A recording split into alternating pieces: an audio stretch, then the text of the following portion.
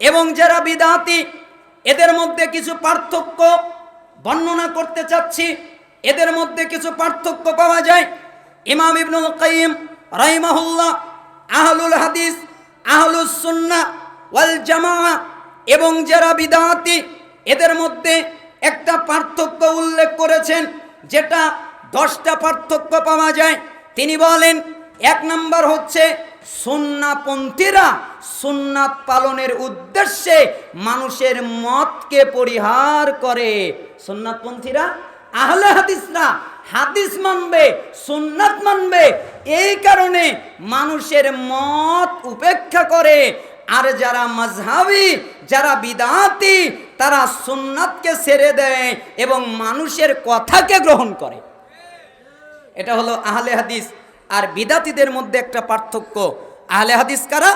যারা হাদিস মানবে, সুন্নাত মানবে, এই কারণে মানুষের মতকে ত্যাগ করে।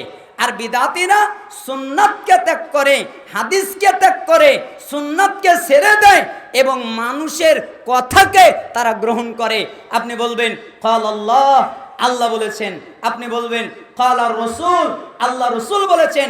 তখনও বলবে আমার হুজুর কিছু বোঝে না, আমার হুজুর মাদ্রাসায় পড়ে নাই, দাওরা পাস করে নাই, আমার হুজুর বুখারী পড়ে নাই, তুমি খালি একাই বুখারী পড়ো, আমার হুজুর পড়ে নাই, আমার হুজুরও তো পড়েছে। ঠিকই তো, মাদ্রাসায় পড়াটাই তো এরকম। হুজুর এটার ব্যাখ্যা কি? সামনে হবে। হুজুর এটার ব্যাখ্যা কি? পিছনে হয়ে গেছে। চলো চলো চলো, তো চলোর ভিতরে আপনি ভুলে গেছেন, ওটা পড়ার কথা আপনার মনে নেই, তাই আপনি হাদিস ত্যাগ করছেন।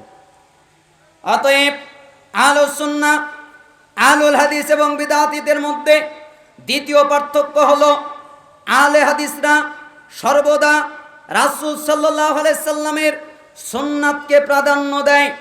মানুষের কথা যদি সুন্নাতের সাথে মিলে যায় তাহলে গ্রহণ করে, আর যদি না মেলে তাহলে গ্রহণ করে না।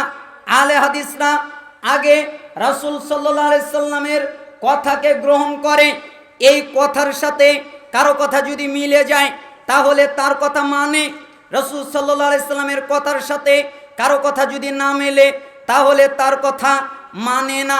পক্ষান্তরে যারা বিদআতি, বিদআতিরা সুন্নাত পালন করতে গিয়ে মানুষের রায়কে প্রাধান্য দেয়, তারা হাদিসকে ত্যাগ করে, মানুষের যুক্তিকে, মানুষের রায়কে তারা প্রাধান্য দেয় এবং মতটি সুন্নাতের সাথে মিলে গেলে মেনে নেয় না, আর যদি না মানে তাহলে যুক্তি দিয়ে রায়কেই প্রাধান্য দেয়।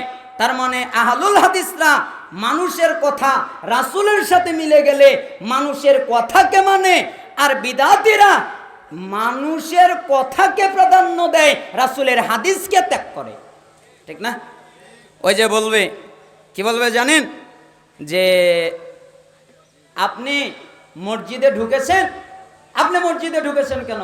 কেন আপনি মসজিদে ঢুকেছেন? ভালো কথা, আজকে জুমার দিন, কেউ সালাত আদায় করতে পারবেন না। আগে বসবেন, সালাতের সময় দেওয়া হবে। ঠিক না?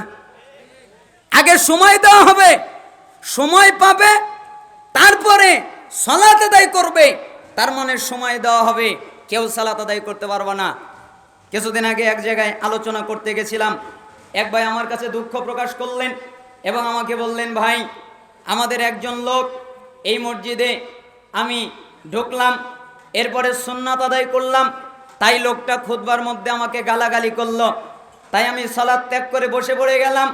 তখন আমার মনে হয়ে গেল রাসূল সাল্লাল্লাহু আলাইহি সাল্লামের কথা, যেটা সহিহ বুখারীর 930 নম্বর হাদিসে এসেছে।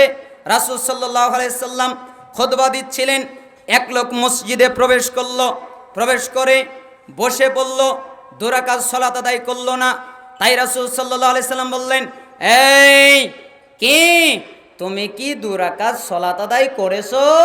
আসল্লাইতা, তুমি কি সালাত আদায় করেছো?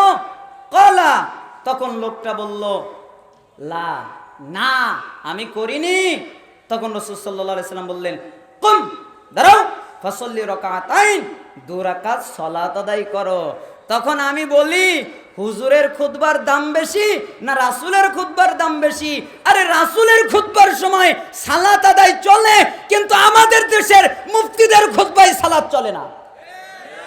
রাসূলের খুতবা তিনি বন্ধ করে সার্চ করলেন, দাঁড়াও 2 রাকাত সালাত পড়েছো না, দাঁড়াও আগে 2 রাকাত পড়বে তারপরে বসবে।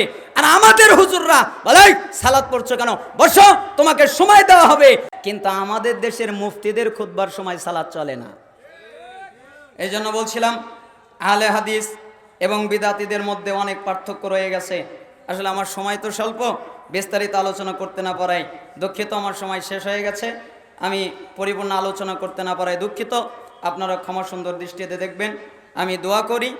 আরেকটা জিনিস মনে রাখবেন, আপনারা সবাই কিন্তু সুন্নাপন্থী, ঠিক না? সুন্নাপন্থী না? আচ্ছা, সুবহানাকাল্লাহুম্মা বিহামদিক আশহাদু আল্লা ইলাহা ইল্লা আনতা আস্তাগফিরুকা ওয়া আতুবু ইলাইক, জানেন এই দোয়া? কিসের দোয়া? বৈঠক শেষের দোয়া। এটা তো আপনিও জানেন। আমি যখন হানাফি মাযহাবে পড়তাম, ছোটবেলায় যখন কোরআন শিখতাম, কারি বিলায়েত তার একটা কিতাব, নুরানি পদ্ধতিতে কোরআন শিক্ষা, ওই কিতাবের ভিতরেও লেখা ছিল মজলিস শেষের দোয়া এটা। তা আমি মাঝে মধ্যে চিন্তা করি যে মজলিস শেষের দোয়া এটা, তাহলে মজলিস যখন শেষ হবে তখন এই দোয়াটা পাঠ হবে। 10 নম্বর বক্তাও এই দোয়া পড়ে, 11 নম্বর বক্তাও এই দোয়া পড়ে, 9 নম্বর বক্তাও এই দোয়া পড়ে, 8 নম্বর বক্তাও এই দোয়া পড়ে, 5 নম্বর বক্তাও এই দোয়া পড়ে, 3 নম্বর বক্তাও এই দোয়া পড়ে, 2 নম্বর বক্তাও এই দোয়া পড়ে। আরে এটা তো মজলিস শেষের দোয়া। তো মজলিস একবার শেষ হয় না 12 বার শেষ হয়? একবার শেষ হয় না? তাহলে এই দোয়াটা পাঠ করাটাও বিদআত। আপনি বলছেন যে আমি সুন্নাতের পক্ষে, বিদআতের বিপক্ষে, কিন্তু আমাদের অনেক আহলুল হাদিসদের মানহাজের স্টেজগুলোতেও এই দোয়া পাঠ করা হয়। অথচ এই দোয়াটা প্রধান বক্তা যে সে পাঠ করবে, না হলে যে শেষ করবে, মজলিস যখন শেষ হয়ে যাবে, ভেঙে যাবে, ওই সময় এই দোয়াটা পাঠ করবে। কিন্তু এটা মাঝখানে ঢুকলো কি করে? কথা মনে হয় বুঝতে পারেন না, তাই না? আমার কথা অনেকেই বুঝবেন না, আমার কথা উল্টা উল্টা লাগে। আমার কথা মাঝে মধ্যে বুঝবেন না, মাঝে মধ্যে বলবেন যে বক্তা কি বললো। আমি যে গভীরে গিয়ে বুঝেছি, আপনি তো আর ওই গভীরে নামেননি। আপনি বলবেন ও জাহান্নামে পাঠিয়ে দিল, আর কি ঠেকা পড়েছে। খোলেন সহিহ ইবনে হিব্বান 124 নম্বর হাদিস। রাসূল সাল্লাল্লাহু আলাইহি সাল্লাম বলেছেন, যে ব্যক্তি কোরআন অনুযায়ী আমল করলো ওই ব্যক্তি জান্নাতে গেল। যে ব্যক্তি কোরআন অনুযায়ী আমল করলো না, কোরআন অনুযায়ী চললো না, ও জাহান্নামে গেল। না, আমি যদি এই হাদিস না বলে জাহান্নামে পাঠিয়ে দিই তাহলে আপনার দোষ হয়ে যাবে। কথা বোঝেননি? এই জন্য আমি বলছি, বুঝতে পারবেন না, এজন্য এটাও সুন্নাতের নামে বিদআত। অতএব এটা থেকে আমাদের বিরত থাকতে হবে। অবশ্যই বৈঠক শেষ করার দোয়া বৈঠক শেষেই হবে। রাগ করলেন আপনারা? আপনাদেরকে তো আবার রাগ করালাম না। আল্লাহ সুবহানাহু ওয়া তাআলা আমাদের কবুল করুন। বিশেষ করে সম্মানিত শাইখ আকরামুজ্জামান বিন আব্দুল সালাম মাদানী হাফিজাহুল্লাহ আমার একজন শ্রদ্ধাভাজন ব্যক্তিত্ব। আমি তাকে খুবই ভালোবাসি।